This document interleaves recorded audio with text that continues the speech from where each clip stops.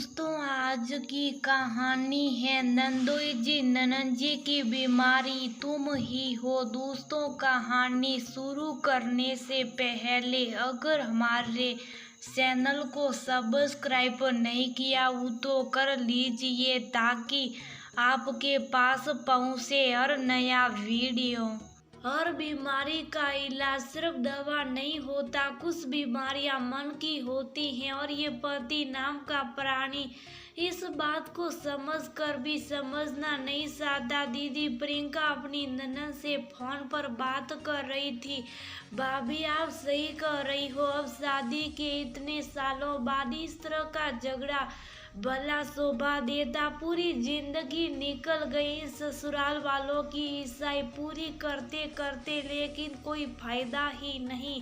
अगर तलाक लेना था तो पहले लेते, मैं तो पहले भी ऐसे ही थी और आज भी ऐसी ही हूँ। अब बच्चे बड़े हो रहे और इन्हें लड़ाई सूझ रही। उधर से फोन पर समीता रोते हुए बोली, आप रोइए मत दीदी, मैं इनसे बात करती हूँ, वह जीजा जी से बात करेंगे। भाभी, अब मुझे कुछ बात नहीं करनी उन्हें क्या, अब तो मुझे भी तलाक चाहिए। मैं आत्मनिर्भर हूँ, अपना और अपने बच्चों का खर्चा उठा सकती हूँ।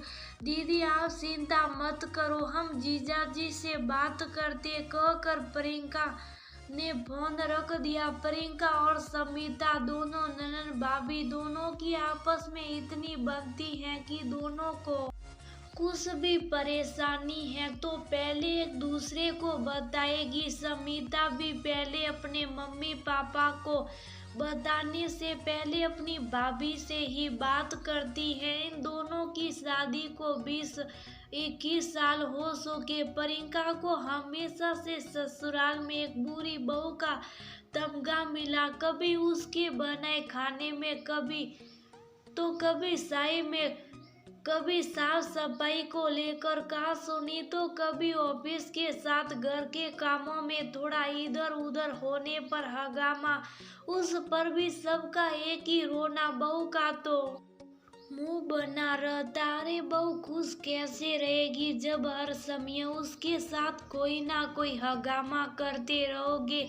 पति सौरभ वैसे तो अपनी पत्नी का बहुत ख्याल रखता है, लेकिन जहाँ बात घर वालों की हो तो लड़ाई झगड़ा शुरू और तलाक की धमकी। हमेशा प्रियंका झगड़े को शांत करती, क्योंकि हर औरत की तरह उसका भी सोचना कि क्या फायदा ज्यादा झगड़ने से। उधर समीता का भी अपने ससुराल में ऐसा ही कुछ हाल था, लेकिन उसके साथ एक अच्छी बात थी कि वह अपने सास ससुर से अलग रहती थी, क्योंकि सास ने उसे घर से निकाल दिया था।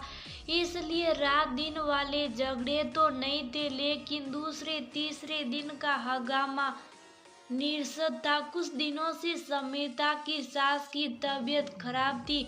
समीता ने कुछ दिन की छुट्टी लेकर सास की मन से सेवा की, लेकिन फिर भी रोज किसी न किसी बात पर ताने सुनती। खैर, छुट्टी खत्म होने पर समीता अपने घर वापस आ गई तो सास को काम की परेशानी होने लगी। मात्र भगत रोहन, समीता का पति, ने समीता से कहा कि मैं सोच रहा हूँ मम्मी को घर ले और यहाँ उनकी देखभाल ठीक से हो जाएगी। पहले तो समीता ने आनाकानी की, फिर उसने ये सोचकर हाँ कर दी कि उसकी सास तो खुद ही उसके साथ नहीं रहना चाहती, तो क्यों अपना नाम खराब करूं।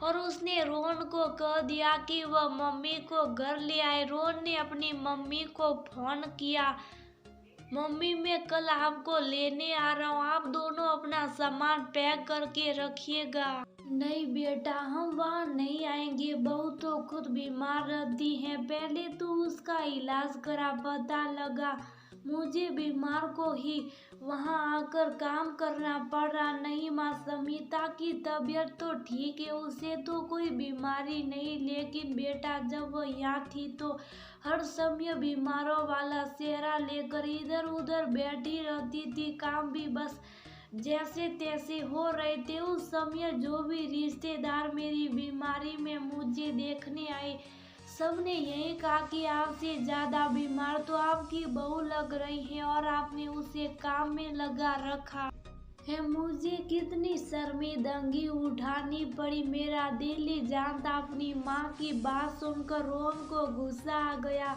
उसने फोन रखकर समीता को बुरा भला कहना शुरू कर दिया। अगर तुम बीमार हो तो दवा लो, लेकिन ये कौन सा तरीका है कि बीमारी में तुम माँ के पास गई और माँ को शर्मिंदा होना पड़ा।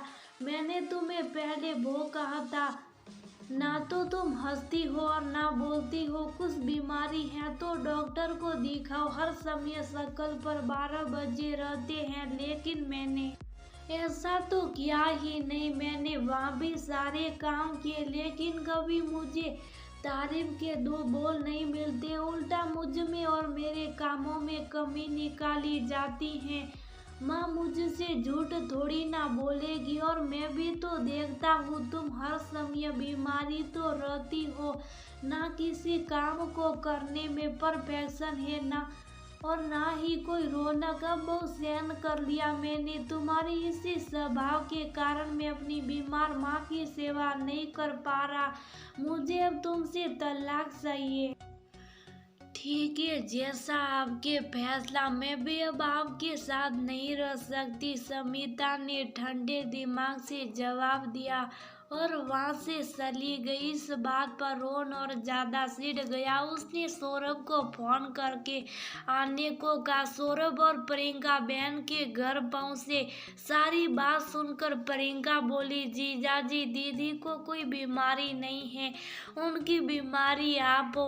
आपसी बंद कर वो इस घर में आई और आप ही कभी उनको प्यार के दो बोल नहीं बोलते। उनके हर काम में कमी निकालते हो। हमेशा अपनी मम्मी की बात को सच मानकर अपनी पत्नी को झूठा साबित करते हो।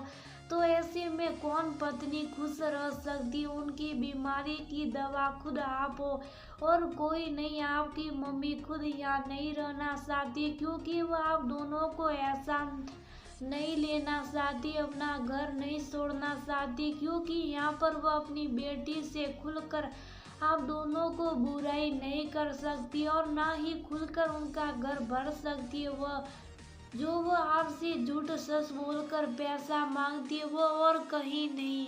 बेटियों के घर ज्यादा आपके पास रहकर ये सब संभव नहीं, इसलिए वो ने बात दीदी पर डाल दी।